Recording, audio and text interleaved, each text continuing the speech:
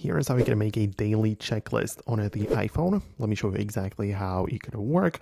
Let's get started. And I'm gonna actually show you like multiple levels to this. So if you are new here, most definitely subscribe so you never miss anything important.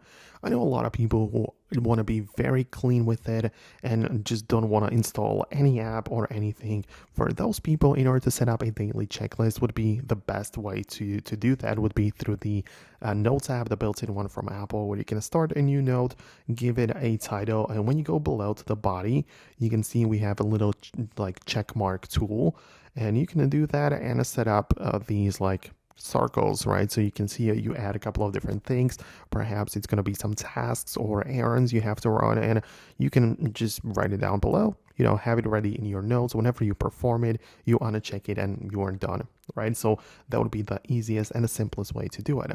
But if you want to be a little bit more advanced, there are some dedicated apps which serve this exact purpose, right? So essentially, I would do it either through the Google Tasks, because that's an app you can get from the App Store, and it is also connected with your Google Calendar. So it's like, every single day might contain some tasks, and that's actually pretty useful to set that up, right? So for that purpose, you as well just set up a to-do list and you can uncheck it. But as I said, it's connected to your Google Calendar, so you can even see it in there, like what you're about to do. Or there are even a completely separate apps which also can get the job done.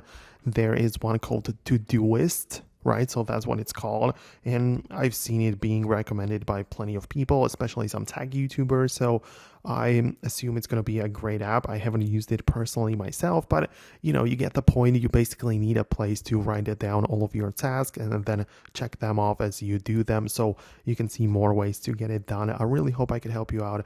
Thanks a lot for watching, and I hope to see you later in the next videos as well.